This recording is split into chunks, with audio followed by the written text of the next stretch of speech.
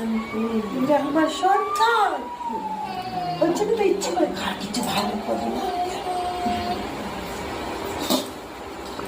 এই তুই পায় তো কি চাষ পায় তো যা দেবে তাই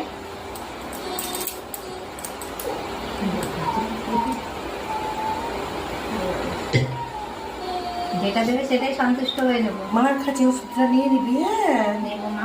আচ্ছা সকাল টাইম টেবিল খাবি সকালবেলা।